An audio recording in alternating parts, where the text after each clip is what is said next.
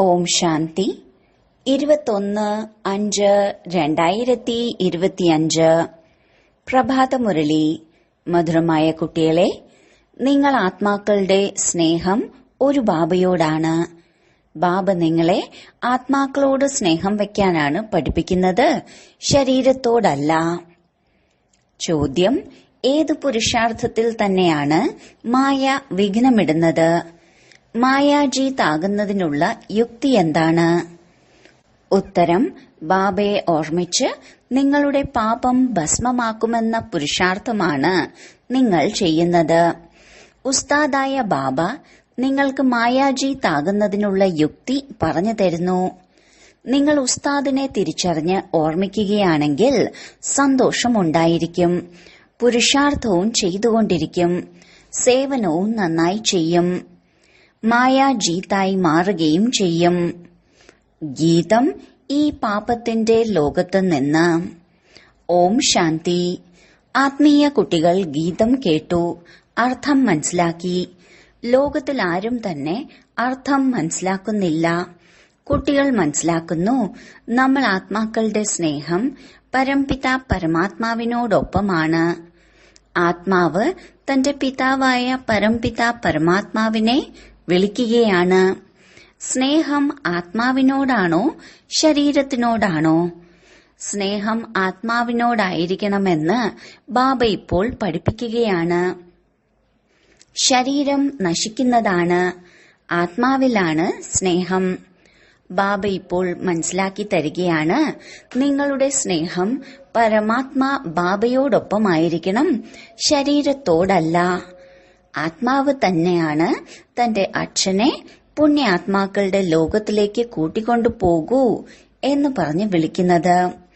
നിങ്ങൾ മനസ്സിലാക്കി, നമ്മൾ പാപാത്മാക്കളായിരുന്നു, ഇപ്പോൾ വീണ്ടും പുണ്യാത്മാക്കളായി മാറിക്കൊണ്ടിരിക്കുകയാണ്. ബാബ നിങ്ങളെ യുക്തിയോടുകൂടി പുണ്യാത്മാവാക്കി മാറ്റിക്കൊണ്ടിരിക്കുകയാണ്. ബാബ പറയുമ്പോഴാണ് കുട്ടികൾക്ക് അനുഭവം ഉണ്ടാവുന്നതും നമ്മൾ ബാബയിലൂടെയും ബാബയുടെ ഓർമ്മയിലൂടെയും പവിത്രമായ പുണ്യാത്മാവായി മാറിക്കൊണ്ടിരിക്കുകയാണ് എന്ന് അറിയുന്നതും. യോഗബലത്തിലൂടെ നമ്മുടെ പാപം ഭസ്മമായിക്കൊണ്ടിരിക്കുകയാണ്. ബാക്കി ഗംഗയിലൊന്നും നമ്മുടെ പാപം കഴുകിക്കളയാൻ കഴിയില്ല. മനുഷ്യർ ഗംഗയിൽ പോയി സ്നാനം ചെയ്യുന്നു, ശരീരത്തെ മണ്ണിലടക്കുന്നു. എന്നാൽ അതിലൂടെ യാതൊരു പാപവും ഇല്ലാതാവില്ല.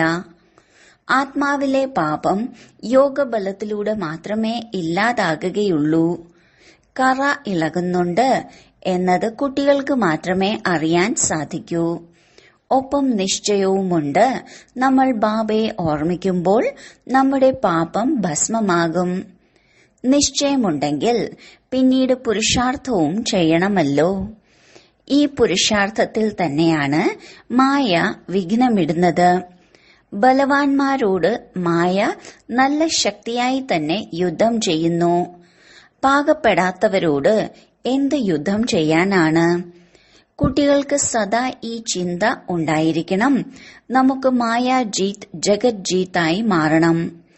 മായാജീത് ജഗത് ജീത്തിന്റെ അർത്ഥം പോലും ആരും മനസ്സിലാക്കുന്നില്ല. നിങ്ങൾക്കെങ്ങനെ മായയുടെ മേൽ വിജയം നേടാൻ സാധിക്കും എന്നിപ്പോൾ കുട്ടികൾക്ക് മനസ്സിലാക്കി തരികയാണ്. മായയും സമർത്ഥശാലിയാണല്ലോ. നിങ്ങൾ കുട്ടികൾക്ക് ഉസ്താദിനെ ലഭിച്ചിരിക്കുകയാണ്. ആ ഉസ്താദിനെ പോലും നമ്പർ വൈസായി ചിലർ വിരളമായേ അറിയുന്നുള്ളൂ. ആരാണോ അറിയുന്നത് അവർക്ക് സന്തോഷവും ഉണ്ടായിരിക്കും. സ്വയം പുരുഷാർത്ഥവും ചെയ്യുന്നു, സേവനവും വളരെ നന്നായി ചെയ്യുന്നു. അമർനാഥത്തിലേക്ക് ഒരുപാട് പേർ പോകുന്നു. ഇപ്പോൾ എല്ലാ മനുഷ്യരും പറയുന്നുണ്ട്, വിശ്വത്തിൽ എങ്ങനെ ശാന്തിയുണ്ടാകും? ഇപ്പോൾ നിങ്ങൾ എല്ലാവർക്കും വ്യക്തമായി പറഞ്ഞു കൊടുക്കൂ. സത്യുഗത്തിൽ വളരെയധികം സുഖശാന്തി ഉണ്ടായിരുന്നു. മുഴുവൻ വിശ്വത്തിലും ശാന്തിയുണ്ടായിരുന്നു. ഈ ലക്ഷ്മി നാരായണന്റെ രാജ്യമായിരുന്നു. മറ്റൊരു ധർമ്മവും ഉണ്ടായിരുന്നില്ല. ഇന്നേക്ക് 5000 വർഷങ്ങൾക്ക് മുൻപ് ഇവിടെ സത്യയുഗമായിരുന്നു. പിന്നീട് സൃഷ്ടിക്ക് തീർച്ചയായും കറങ്ങണം. ചിത്രത്തിലൂടെ നിങ്ങൾ വളരെ വ്യക്തമായി പറഞ്ഞുകൊടുക്കൂ. കൽപ്പം മുൻപും ഇങ്ങനെയുള്ള ചിത്രം ഉണ്ടാക്കിയിരുന്നു. ദിവസം തോറും അഭിവൃദ്ധി ഉണ്ടാകുന്നു. ചിലയിടത്ത് കുട്ടികൾ തീയതിയും മാസവും എഴുതാൻ മറന്നുപോയിരിക്കുന്നു. ലക്ഷ്മി നാരായണന്റെ ചിത്രത്തിൽ തീർച്ചയായും തീയതിയും മാസവും എഴുതണം. നിങ്ങൾ കുട്ടികളുടെ ബുദ്ധിയിലുണ്ട്, നമ്മൾ സ്വർഗവാസി ആയിരുന്നു, ഇപ്പോൾ വീണ്ടും ആയിത്തീരുകയാണ്. ആരെത്ര പുരുഷാർത്ഥം ചെയ്യുന്നുവോ അത്രയും പദവി നേടുന്നു. ഇപ്പോൾ ബാബയിലൂടെ നിങ്ങൾ ജ്ഞാനത്തിന്റെ അതോറിറ്റി ആയിരിക്കുന്നു. സത്യത്രേതായുഗത്തിൽ ഭക്തി ഉണ്ടായിരിക്കില്ല, പിന്നീട് പകുതി കൽപ്പം ഭക്തി ഉണ്ടായിരുന്നു. ഇതും ഇപ്പോൾ നിങ്ങൾ കുട്ടികളുടെ ബുദ്ധിയിൽ വരുന്നു. പകുതി കൽപ്പത്തിനു ശേഷം രാവണ രാജ്യം ആരംഭിക്കുന്നു. നിങ്ങൾ ഭാരതവാസികളിൽ തന്നെയാണ് മുഴുവൻ കളിയും. 84ന്റെ ചക്രവും ഭാരതത്തിൽ തന്നെയാണ്. ഭാരതം തന്നെയാണ് അവിനാശി ഖണ്ഡം. ഇതും മുൻപ് അറിയുമായിരുന്നില്ല. ലക്ഷ്മി നാരായണനെ ദേവി ദേവതയെന്ന് പറയുമല്ലോ. എത്ര ഉയർന്ന പദവിയാണ്. പഠിപ്പും വളരെ സഹജമാണ്. ഈ 84ന്റെ ചക്രം പൂർത്തിയാക്കി പിന്നീട് നമ്മൾ തിരിച്ചു പോകുന്നു. 84ന്റെ ചക്രമെന്ന് പറയുന്നതിലൂടെ ബുദ്ധി മുകളിലേക്ക് പോകുന്നു. ഇപ്പോൾ നിങ്ങൾക്ക് മൂലവതനം, സൂക്ഷ്മവതനം, സ്ഥൂലവതനം എല്ലാം ഓർമ്മയുണ്ട്. മുൻപ് അറിയുമായിരുന്നില്ല. സൂക്ഷ്മവതനം എന്താണെന്നും അവിടെ എങ്ങനെ ചലനത്തിലൂടെ സംസാരിക്കുന്നുവെന്നും ഇപ്പോൾ നിങ്ങൾക്ക് മനസ്സിലായി. ചലനമുള്ള സിനിമയും പുറത്തു വന്നിരുന്നു. നിങ്ങൾക്ക് മനസ്സിലാക്കാൻ സഹജമാകുന്നു. ശാന്തി, ചലനം, ശബ്ദം നിങ്ങളെല്ലാം മനസ്സിലാക്കുന്നു. ലക്ഷ്മി നാരായണന്റെ രാജ്യം മുതൽ ഇപ്പോൾ വരെയുള്ള മുഴുവൻ ചക്രവും ബുദ്ധിയിലുണ്ട്. നിങ്ങൾക്ക് ഗൃഹസ്ഥത്തിലിരുന്നും ഈ ചിന്ത ഉണ്ടായിരിക്കണം, നമുക്ക് പാവനമായി മാറണം. ബാബ മനസ്സിലാക്കി തരികയാണ്, ഗൃഹസ്ഥ വ്യവഹാരത്തിലിരുന്നും ഈ പഴയ ലോകത്തോടുള്ള മമത്വം ഇല്ലാതാക്കൂ. കുട്ടികളെയെല്ലാം സംരക്ഷിച്ചോളൂ, എന്നാൽ ബുദ്ധി ബാബയിലായിരിക്കണം. പറയാറുണ്ടല്ലോ, കൈകൊണ്ട് ജോലി ചെയ്തും ബുദ്ധി ബാബയുടെ നേരെ വെക്കൂ. കുട്ടികളെ കഴിപ്പിക്കൂ, കുടിപ്പിക്കൂ, കുളിപ്പിക്കൂ. ബുദ്ധിയിൽ ബാബയുടെ ഓർമ്മ ഉണ്ടായിരിക്കണം. എന്തുകൊണ്ടെന്നാൽ ആത്മാവിന് മേൽ പാപങ്ങളുടെ ഭാരം വളരെയധികമുണ്ടെന്നറിയാം. അതുകൊണ്ട് ബുദ്ധി ബാബയിൽ യോജിപ്പിക്കണം. ആ പ്രിയതമനെ വളരെ വളരെ ഓർമ്മിക്കണം. പ്രിയതമനായ ബാബ നിങ്ങൾ എല്ലാ ആത്മാക്കളോടും പറയുകയാണ്, എന്നെ ഓർമ്മിക്കൂ. ഈ പാർട്ടും ഇപ്പോൾ നടന്നുകൊണ്ടിരിക്കുകയാണ്. പിന്നീട് 5000 വർഷങ്ങൾക്ക് ശേഷം നടക്കും. ബാബ വളരെ സഹജ യുക്തി പറഞ്ഞു തരുന്നു. യാതൊരു ബുദ്ധിമുട്ടുമില്ല. ചിലർ പറയും, ഞങ്ങൾക്കിത് ചെയ്യാൻ സാധിക്കില്ല, ഞങ്ങൾക്ക് വളരെയധികം ബുദ്ധിമുട്ട് തോന്നുന്നു. ഓർമ്മയുടെ യാത്ര വളരെ ബുദ്ധിമുട്ടുള്ളതാണ്. നിങ്ങൾക്ക് അച്ഛനെ ഓർമ്മിക്കാൻ കഴിയുന്നില്ലേ? ബാബയെ ഒരിക്കലും മറക്കരുത്. ബാബയെ നല്ല രീതിയിൽ ഓർമ്മിക്കണം. അപ്പോൾ വികർമ്മം വിനാശമാകും. നിങ്ങൾ സദാ ആരോഗ്യമുള്ളവരായി മാറും. ഇല്ല എങ്കിൽ ആകുകയില്ല. നിങ്ങൾക്ക് വളരെ നല്ല മരുന്ന് ഒരു ഡോസ് ലഭിക്കുന്നു. മരുന്നും ഒരു ഡോസ് അല്ലേ? ഞാൻ ഗ്യാരണ്ടി നൽകുകയാണ്, ഈ യോഗബലത്തിലൂടെ 21 ജന്മത്തേക്ക് നിങ്ങൾ ഒരിക്കലും രോഗി ആവുകയില്ല. കേവലം ബാബയെ ഓർമ്മിക്കൂ. വളരെ സഹജമായ യുക്തിയാണ്. ഭക്തിമാർഗത്തിൽ അറിയാതെ തന്നെ ഓർമ്മിച്ചിരുന്നു. ഇപ്പോൾ ബാബ ഇരുന്ന് മനസ്സിലാക്കി തരികയാണ്. നിങ്ങൾ തിരിച്ചറിഞ്ഞു. കൽപ്പം മുൻപും ബാബ ഞങ്ങൾ അങ്ങയുടെ അടുത്ത് വന്നിരുന്നു, പുരുഷാർത്ഥം ചെയ്തിരുന്നു, ഉറച്ച നിശ്ചയമുണ്ടായി കഴിഞ്ഞു. നമ്മൾ തന്നെയാണ് രാജ്യം ഭരിച്ചിരുന്നത്, പിന്നീട് നമ്മൾ തന്നെ നഷ്ടപ്പെടുത്തി. ഇപ്പോൾ വീണ്ടും ബാബ വന്നിരിക്കുകയാണ്. ബാബയിൽ നിന്നും രാജ്യഭാഗ്യം നേടണം. ബാബ പറയുകയാണ്, എന്നെയും രാജ്യത്തെയും ഓർമ്മിക്കൂ. മന്മന ഭവ.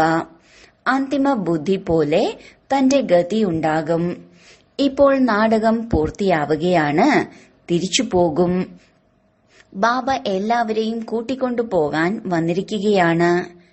എങ്ങനെയാണോ വരൻ വധുവിനെ കൂട്ടിക്കൊണ്ടുപോകാൻ വരുന്നത്, അതുപോലെ വധുവിന് വളരെയധികം സന്തോഷമുണ്ടാകുന്നു. നമ്മൾ നമ്മുടെ ഭർതൃഗ്രഹത്തിലേക്ക് പോവുകയാണ്. നിങ്ങൾ എല്ലാവരും ഒരു രാമന്റെ സീതകളാണ്. രാമൻ തന്നെയാണ് നിങ്ങൾ എല്ലാവരെയും രാവണന്റെ ജയിലിൽ നിന്ന് മോചിപ്പിച്ചു കൊണ്ടുപോകുന്നത്. ലിബറേറ്റർ ഒരാൾ മാത്രമാണ്. രാവണ രാജ്യത്തു നിന്ന് മോചിപ്പിക്കുന്നു. പറയുന്നുമുണ്ട്, ഇത് രാവണ രാജ്യമാണ്. എന്നാൽ യഥാർത്ഥ രീതിയിൽ മനസ്സിലാക്കുന്നില്ല. ഇപ്പോൾ കുട്ടികൾക്ക് മനസ്സിലാക്കി തരികയാണ്. മറ്റുള്ളവർക്ക് മനസ്സിലാക്കി കൊടുക്കുന്നതിന് വേണ്ടി വളരെ നല്ല നല്ല പോയിന്റുകൾ നൽകുന്നു. ബാബ മനസ്സിലാക്കി തരികയാണ്. ഇങ്ങനെ എഴുതൂ. ബാബ കൽപ്പം മുൻപത്തേതുപോലെ വിശ്വത്തിൽ ശാന്തി സ്ഥാപിച്ചുകൊണ്ടിരിക്കുകയാണ്. ബ്രഹ്മാവിലൂടെ സ്ഥാപന ഉണ്ടായിക്കൊണ്ടിരിക്കുകയാണ്. വിഷ്ണുവിന്റെ രാജ്യമായിരുന്നപ്പോൾ വിശ്വത്തിൽ ശാന്തി ഉണ്ടായിരുന്നല്ലോ. വിഷ്ണു തന്നെയാണ് ലക്ഷ്മി നാരായണൻ ആയിരുന്നത്. ഇതും ആരും മനസ്സിലാക്കുന്നില്ല. വിഷ്ണുവിനെയും ലക്ഷ്മി നാരായണനെയും രാധയെയും കൃഷ്ണനെയും വേറെ വേറെയെന്ന് മനസ്സിലാക്കുന്നു. ഇപ്പോൾ നിങ്ങൾ മനസ്സിലാക്കി, സ്വദർശന ചക്രധാരിയും നിങ്ങൾ തന്നെയാണ്. ശിവബാബ വന്ന് സൃഷ്ടി ചക്രത്തിന്റെ ജ്ഞാനം നൽകുന്നു. ശിവബാബയിലൂടെ നമ്മളും മാസ്റ്റർ ജ്ഞാനസാഗരനായി മാറിയിരിക്കുന്നു. നിങ്ങൾ ജ്ഞാന നദികളാണല്ലോ. ഇതാണെങ്കിൽ കുട്ടികളുടെ മാത്രം പേരാണ്. ഭക്തിമാർഗത്തിൽ മനുഷ്യർ എത്ര സ്നാനം ചെയ്യുന്നു, എത്ര അലയുന്നു, വളരെയധികം ദാനപുണ്യം ചെയ്യുന്നു. സമ്പന്നരായ ആളുകളാണെങ്കിൽ വളരെയധികം ദാനം ചെയ്യുന്നു. സ്വർണം പോലും ദാനം നൽകുന്നു. നിങ്ങളും ഇപ്പോൾ മനസ്സിലാക്കി നമ്മൾ എത്ര അലഞ്ഞിരുന്നു. ഇപ്പോൾ നമ്മൾ ഹഠയോഗികളൊന്നുമല്ല, നമ്മൾ രാജയോഗികളാണ്. പവിത്ര ഗൃഹസ്ഥാശ്രമത്തിലേതായിരുന്നു. പിന്നീട് രാവണ രാജ്യത്തിൽ അപവിത്രരായി മാറിയിരിക്കുന്നു. ഡ്രാമയനുസരിച്ച് ബാബ വീണ്ടും ഗൃഹസ്ഥധർമ്മം ഉണ്ടാക്കിക്കൊണ്ടിരിക്കുകയാണ്. മറ്റാർക്കും ഉണ്ടാക്കാൻ സാധിക്കില്ല. മനുഷ്യർ നിങ്ങളോട് ചോദിക്കുന്നു, നിങ്ങൾ എല്ലാവരും പവിത്രമായിരുന്നാൽ ഈ ലോകം എങ്ങനെ മുന്നോട്ടു പോകും? പറയൂ, ഇത്രയും സന്യാസിമാർ പവിത്രമായിരിക്കുന്നു, എന്നിട്ടെന്താ ലോകം അവസാനിച്ചുവോ? സൃഷ്ടി ഇത്രയും വലുതായി കഴിഞ്ഞിരിക്കുന്നു, കഴിക്കുന്നതിന് വേണ്ടി ധാന്യം പോലുമില്ല. അപ്പോൾ ഇനിയും സൃഷ്ടി വളർന്നാൽ എന്താകും? ഇപ്പോൾ നിങ്ങൾ കുട്ടികൾക്ക് മനസ്സിലായി, ബാബ നമ്മുടെ സന്മുഖത്ത് സദാ ഹാജരാണ്. എന്നാൽ ബാബയെ ഈ കണ്ണുകൾ കൊണ്ട് കാണാൻ സാധിക്കില്ല, ബുദ്ധി കൊണ്ട് അറിയുന്നു. ബാബ നമ്മൾ ആത്മാക്കളെ പഠിപ്പിക്കുകയാണ്, സദാ ഹാജരാണ്. ആരാണോ വിശ്വശാന്തിയുടെ കാര്യം പറയുന്നത് അവരോട് നിങ്ങൾ പറയൂ, വിശ്വത്തിൽ ബാബ സ്ഥാപിച്ചുകൊണ്ടിരിക്കുകയാണ്. അതിനുവേണ്ടി തന്നെയാണ് പഴയ ലോകത്തിന്റെ വിനാശം മുന്നിൽ നിൽക്കുന്നത്. 5000 വർഷങ്ങൾക്ക് മുൻപും വിനാശം ഉണ്ടായിട്ടുണ്ട്. ഇപ്പോഴും ഈ വിനാശം മുന്നിൽ നിൽക്കുന്നു. പിന്നീട് വിശ്വത്തിൽ ശാന്തിയുണ്ടാകും. ഇപ്പോൾ നിങ്ങൾ കുട്ടികളുടെ ബുദ്ധിയിൽ ഈ കാര്യങ്ങളുണ്ട്. നിങ്ങൾക്കറിയാം, സത്യുഗത്തിൽ മുഴുവൻ വിശ്വത്തിലും ശാന്തിയുണ്ടായിരുന്നു. ഒരു ഭാരതഖണ്ഡമല്ലാതെ മറ്റൊരു ഖണ്ഡവും ഉണ്ടായിരുന്നില്ല. പിന്നീടാണ് മറ്റ് ഖണ്ഡങ്ങൾ ഉണ്ടായത്. ഇപ്പോൾ എത്ര ഖണ്ഡങ്ങളാണ്? ഇപ്പോൾ ഈ കളിയുടെയും അവസാനമാണ്. പറയുന്നുമുണ്ട്, തീർച്ചയായും ഭഗവാൻ ഉണ്ടായിരുന്നു. എന്നാൽ ഭഗവാൻ ആരാണ്, ഏത് രൂപത്തിൽ വരുന്നു, ഇതറിയുകയില്ല. കൃഷ്ണൻ ഭഗവാൻ ആവുക സാധ്യമല്ല. പ്രേരണയിലൂടെയോ അഥവാ ശക്തിയിലൂടെയോ ഒന്നും തന്നെ ചെയ്യിക്കാൻ കഴിയില്ല. ബാബയാണെങ്കിൽ അതിസ്നേഹിയാണ്. ബാബയിൽ നിന്ന് സമ്പത്ത് ലഭിക്കുന്നു. ബാബയാണ് സ്വർഗം സ്ഥാപിക്കുന്നതെങ്കിൽ പിന്നീട് പഴയ ലോകത്തിന്റെ വിനാശവും ബാബ തന്നെ ചെയ്യിപ്പിക്കും. സത്യയുഗത്തിൽ ഈ ലക്ഷ്മി നാരായണന്മാരായിരുന്നുവെന്ന് നിങ്ങൾക്കറിയാം. ഇപ്പോൾ വീണ്ടും അവരവരുടെ പുരുഷാർത്ഥത്തിലൂടെ ലക്ഷ്മി നാരായണനായി മാറിക്കൊണ്ടിരിക്കുന്നു. ലഹരി ഉണ്ടായിരിക്കേണ്ടേ? ഭാരതത്തിൽ രാജ്യം ഭരിച്ചിരുന്നു. ശിവബാബ രാജ്യം നൽകി തിരിച്ചുപോയി. ശിവബാബ രാജ്യം ഭരിച്ചുപോയി എന്നു പറയില്ല. അങ്ങനെയല്ല. ഭാരതത്തിന് രാജ്യം നൽകി പോയി. ലക്ഷ്മി നാരായണൻ രാജ്യം ഭരിച്ചിരുന്നുവല്ലോ. ബാബ വീണ്ടും രാജ്യം നൽകാൻ വന്നിരിക്കുകയാണ്. പറയുന്നു, മധുരമധുരമായ കുട്ടികളെ, നിങ്ങൾ എന്നെയും ചക്രത്തെയും ഓർമ്മിക്കൂ. നിങ്ങൾ തന്നെയാണ് 84 ജന്മം എടുത്തത്. കുറച്ചു പുരുഷാർത്ഥം ചെയ്യുകയാണെങ്കിൽ മനസ്സിലാക്കൂ, ഇവർ കുറച്ചു ഭക്തിയെ ചെയ്തിട്ടുള്ളൂ. കൂടുതൽ ഭക്തി ചെയ്തവർ പുരുഷാർത്ഥവും കൂടുതൽ ചെയ്യും. എത്ര വ്യക്തമാക്കിയാണ് മനസ്സിലാക്കി തരുന്നത്. എന്നാൽ ബുദ്ധിയിൽ നിൽക്കണ്ടേ? നിങ്ങളുടെ ജോലിയാണ് പുരുഷാർത്ഥം ചെയ്യിപ്പിക്കുക. കുറവ് ഭക്തി ചെയ്തവരാണെങ്കിൽ യോഗമുണ്ടാവില്ല. ശിവബാബയുടെ ഓർമ്മ ബുദ്ധിയിൽ ഇരിക്കില്ല. പുരുഷാർത്ഥത്തിൽ ഒരിക്കലും തണുത്തു പോകരുത്. മായയുടെ ശക്തി കണ്ട് ഹൃദയസ്തംഭനം ഉണ്ടാകരുത്. മായയുടെ കൊടുങ്കാറ്റ് ഒരുപാട് വരും. ഇതും കുട്ടികൾക്ക് മനസ്സിലായി. ആത്മാവ് തന്നെയാണ് എല്ലാം ചെയ്യുന്നത്. ശരീരം ഇല്ലാതാകുന്നതാണ്. ആത്മാവ് പോയി ശരീരം മണ്ണായി കഴിഞ്ഞു. അത് പിന്നീട് കാണാൻ കഴിയില്ല. പിന്നീട് അതിനെ ഓർമ്മിച്ച് കരയുന്നതുകൊണ്ട് എന്ത് നേട്ടമാണ് ഉള്ളത്? അതേ വസ്തു വീണ്ടും ലഭിക്കുമോ? ആത്മാവ് പോയി അടുത്ത ശരീരം എടുക്കും. ഇപ്പോൾ നിങ്ങൾ വളരെ ഉയർന്ന സമ്പാദ്യം ഉണ്ടാക്കുന്നു. നിങ്ങളുടേത് തന്നെയാണ് ശേഖരിക്കപ്പെടുന്നത്. ബാക്കി എല്ലാവരുടെയും ഇല്ലാതാകും. ബാബ നിഷ്കളങ്കനായ വ്യാപാരിയാണ്. അതുകൊണ്ടാണ് നിങ്ങളുടെ ഒരു പിടി അവിലിനു പകരം 21 ജന്മത്തേക്ക് കൊട്ടാരം നൽകുന്നത്. എത്ര പലിശയാണ് നൽകുന്നത്? നിങ്ങൾക്ക് എത്ര സാധിക്കുമോ ഭാവിയിലേക്ക് വേണ്ടി സമ്പാദിക്കൂ. എന്നാൽ ഇങ്ങനെയല്ല. അവസാനം വന്നു പറയും, നിങ്ങൾ എടുക്കൂ. അപ്പോൾ ആ സമയത്തെടുത്തിട്ട് എന്തു ചെയ്യാനാണ്? മൂഢനായ വ്യാപാരിയൊന്നുമല്ല. ജോലിക്ക് വരുന്നുമില്ല. ധാരാളം പലിശ കൊടുക്കേണ്ടതായും വരും. അങ്ങനെയുള്ളത് എടുക്കില്ല. നിങ്ങൾക്കൊരു പിടി അവിലിനു പകരം 21 ജന്മത്തേക്ക് കൊട്ടാരം ലഭിക്കുന്നു. എത്ര പലിശയാണ് ലഭിക്കുന്നത്? ബാബ പറയുകയാണ്, ഞാൻ നമ്പർ 1 നിഷ്കളങ്കനാണ്. നോക്കൂ, നിങ്ങൾക്ക് വിശ്വത്തിന്റെ ചക്രവർത്തി പദവിയാണ് നൽകുന്നത്. കേവലം നിങ്ങൾ എന്റേതായി മാറി സേവനം ചെയ്യൂ. ഭോലാനാഥനാണ്. അതുകൊണ്ടാണ് എല്ലാവരും ഓർമ്മിക്കുന്നത്. ഇപ്പോൾ നിങ്ങൾ ജ്ഞാനമാർഗത്തിലാണ്. ഇപ്പോൾ ബാബയുടെ ശ്രീമതത്തിലൂടെ നടക്കൂ. ചക്രവർത്തി പദവി നേടൂ. ബാബ, ഞങ്ങൾ സൂര്യവംശത്തിൽ രാജ്യഭാഗ്യം നേടാൻ വന്നിരിക്കുന്നുവെന്ന് പറയുന്നുമുണ്ട്. ശരി, നിങ്ങളുടെ വായിൽ മധുരം നിറയട്ടെ. ശരി, വളരെ കാലത്തെ വേർപാടിന് ശേഷം തിരിച്ചു കിട്ടിയ മധുരമധുരമായ കുട്ടികൾക്ക് മാതാവും പിതാവുമായ ബാബ്ദാദയുടെ സ്നേഹസ്മരണയും സുപ്രഭാതവും. ആത്മീയ അച്ഛന്റെ ആത്മീയ കുട്ടികൾക്ക് നമസ്കാരം. ധാരണയ്ക്കുള്ള മുഖ്യസാരം: 1. ശ്രീമതത്തിലൂടെ നടന്ന് ചക്രവർത്തി പദവി നേടണം. ഒരു പിടി അവൽ നൽകി 21 ജന്മത്തേക്ക് കൊട്ടാരം നേടണം.